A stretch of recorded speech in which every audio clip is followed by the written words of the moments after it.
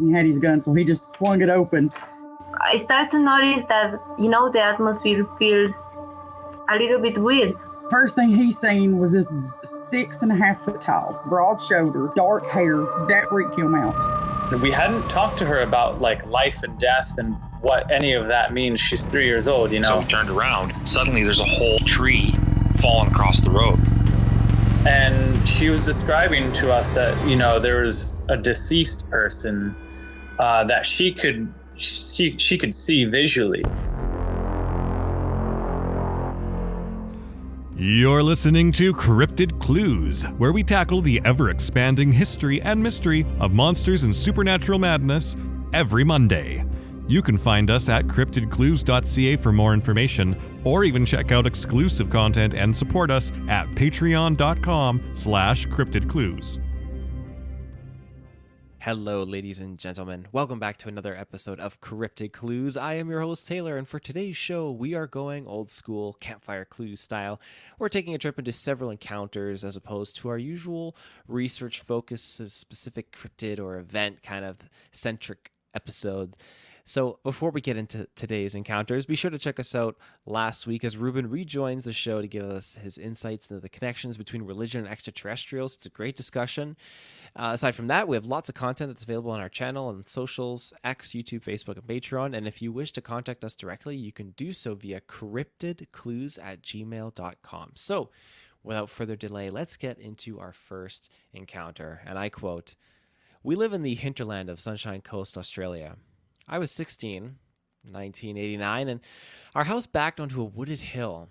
Late one evening, I was struggling to sleep and listening to the drizzling rain, and I heard the distinct thud of a footfall walking up the side of our house, as if someone was following the awning, trying to stay out of the rain. Now, I also heard the distinct sound of the footfall hitting puddles that were forming in the rain, and these were heavy set, judging by the sound, and I instantly knew that this was not a kangaroo, judging by the rhythm of the steps. So, I initially froze. As the family was all asleep, not knowing who or what this could be, I froze and the hairs stood up like they are now as I recall this encounter. And I listened intently as the sound of the steps walked right past my open window, loud and distinctly heavy. It really was only a matter of seconds before whatever this was had made its way, I'd say, up an 8-foot embankment towards the back of our house, leading towards the wooded hill. Within only a few seconds, and from the position on top of the embankment on the wood line, which is 20 meters from my window, an overwhelming guttural growl emanated across our valley and reached the other side of the hill about 2 kilometers away. Now, our neighbors' dogs lit up as if their world was ending. I had never heard the neighbors' dogs before like that, and again, the volume of the guttural growl went through every part of my body as if the sound had physically hit me.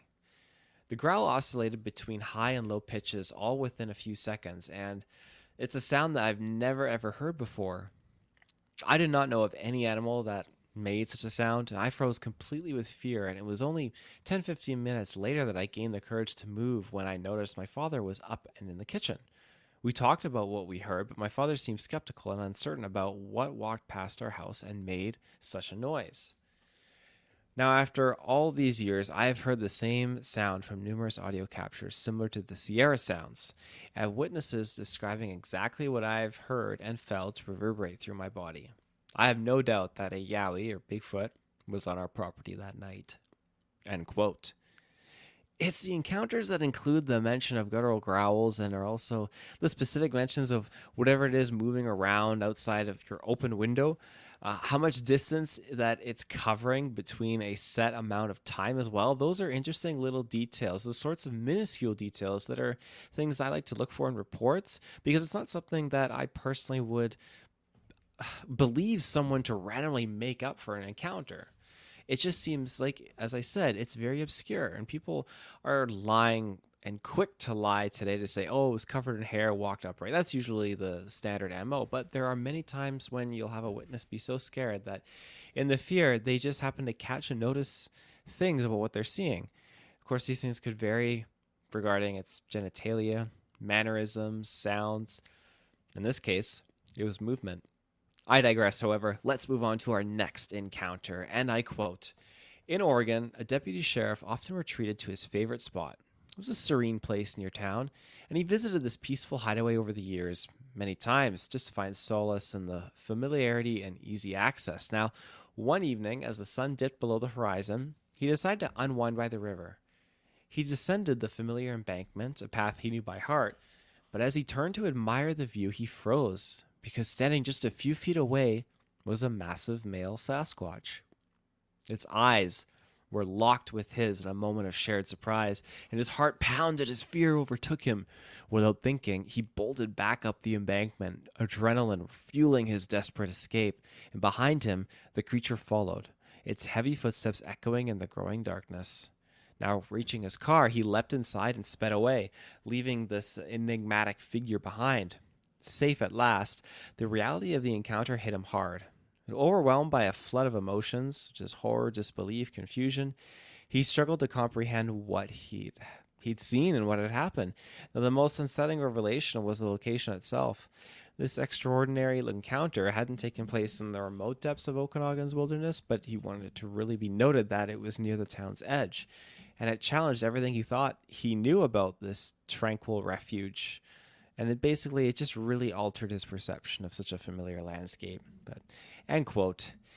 It's when they follow you out that I personally feel the most terrified. Not in my own experiences, but, jeez, my God, like, through the reports that I've read, it's such a primal thing. And it just borderlines being hunted in a dystopian sort of way, leaving anyone feeling threatened or just intimidated. It's just terrifying, but I digress.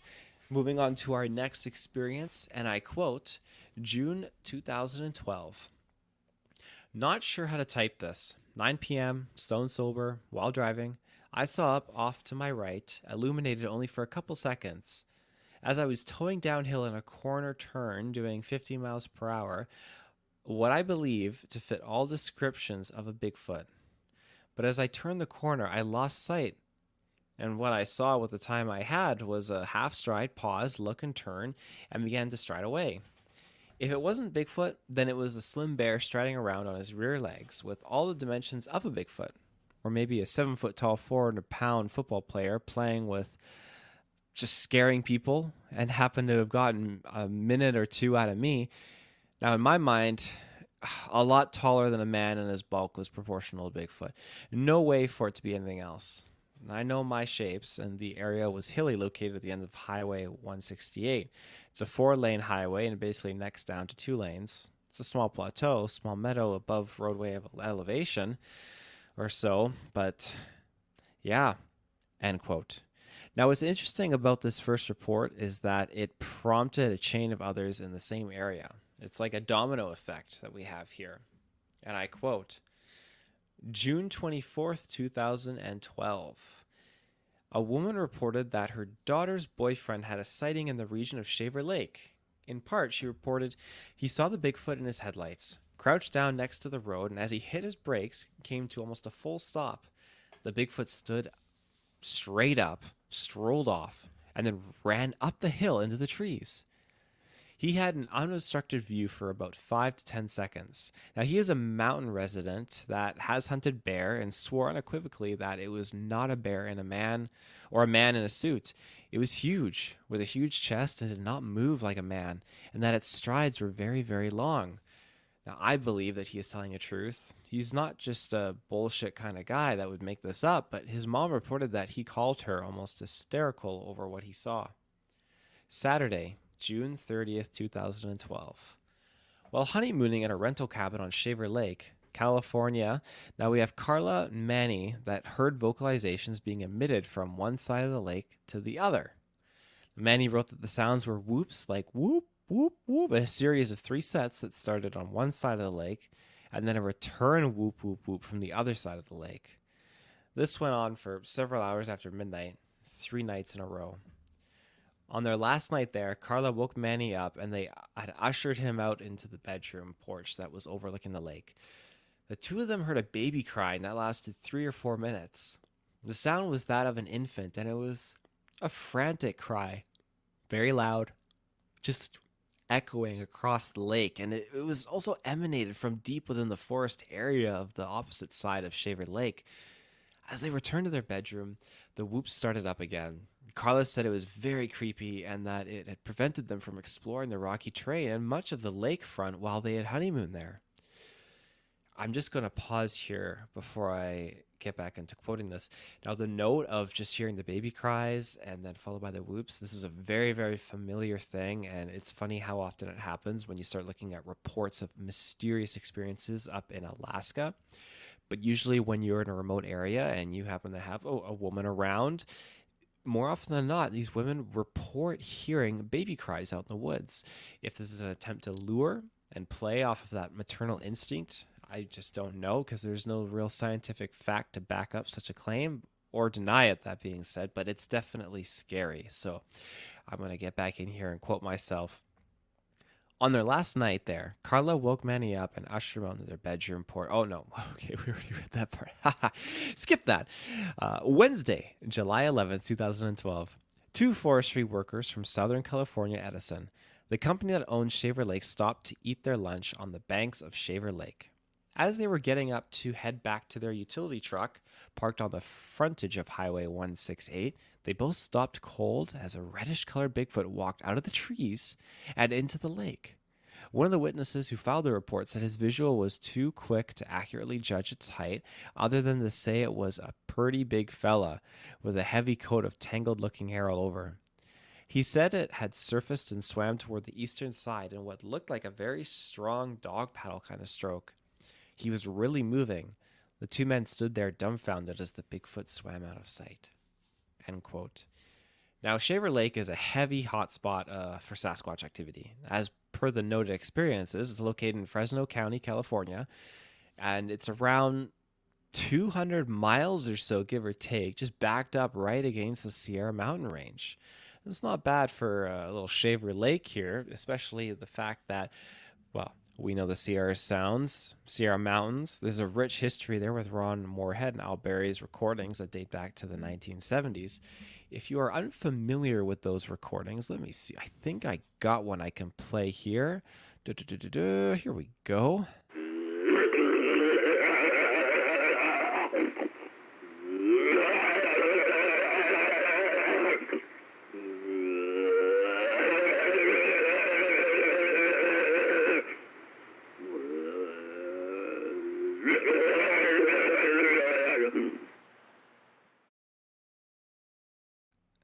Absolutely terrifying. It freaks me out every time. And I never forget just listening to those for the first time back in high school, a long, long, long time ago. But yeah, so there you have it. Now, those recordings date back to the 1970s, but I digress.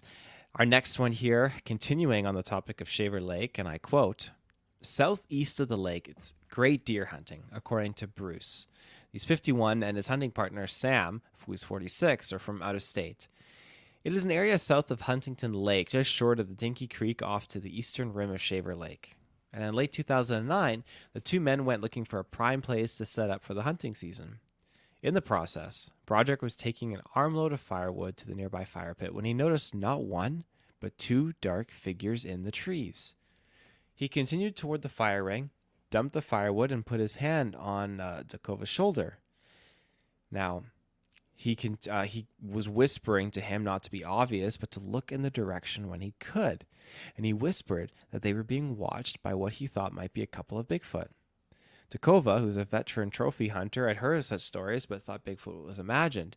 And he went about setting up their tent and then cleaned off his Ray-Ban sunglasses so he could look around without his eyes giving him away.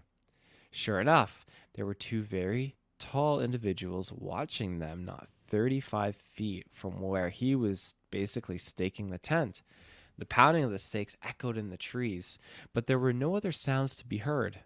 The Bigfoot made no noise, and Dakova turned at that point and told Broderick that he also could see them and was amazed. To break the tension, Dakova yelled over to Broderick, "Do they understand English?" Broderick broke into a nervous laughter like, "Aha," and began nervously singing the state fight song. Dakova joined in as they edged towards the rifles laying on the ground. Now, for his part, Broderick was admittedly nervous and hurriedly reached down to unzip the cover of his rifle and load it just in case the 2 creatures came into camp. Apparently, when Broderick raised up the rifle to load it, both Sasquatch departed. The two hunters told me they did not see the creature again or notice anything unusual during the night. Now, there were no screams, no rock throws, and none of the usual nighttime Bigfoot antics reported by other hunters. The description of the two Bigfoot was minimal, and they were in the 8-foot range according to the height of the trees where they stood and dark in color. Otherwise, there's just no additional details that were given.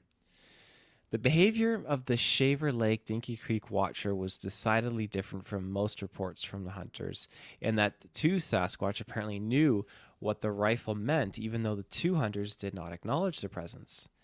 There are reports of vocalizations in that region and a number of recent sightings of varying color description, making Janice conclude there might be a diverse population in the region. Janice also noted on his report that neither Broderick nor Dakova bagged a deer that trip. In fact, Broderick said he never spotted one, and even that was unusual.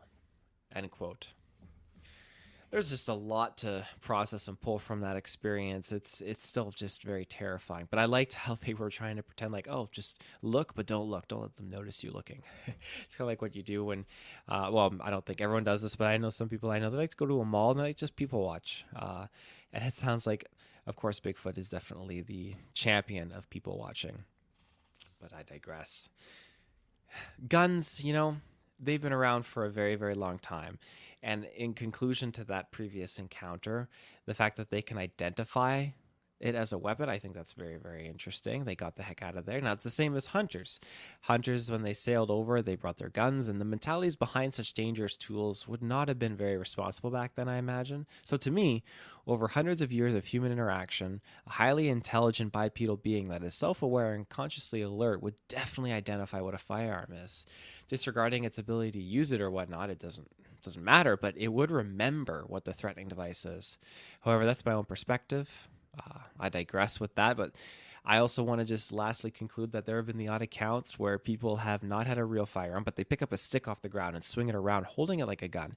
And that has created interesting reactions from whatever bipedal entity is there, because they all of a sudden think, oh, I am being filmed, or not necessarily filmed, but I am going to be shot upon, or I'm threatened is what I'm getting at. And so they need to just kind of pause, back up, or leave. And I think it's very fascinating and evident that these, whatever they are, beings have a rich experience with dealing with the threat of humans and man. So it goes to show. It really does. But that is it. Thank you for tuning into this week's episode of Cryptid Clues. We're going to be back next week with some more discussions. But until then, be sure to check us out on our social media channels, X, YouTube, Facebook, and Patreon. And if you wish to reach us directly, you can do so via cryptidclues@gmail.com.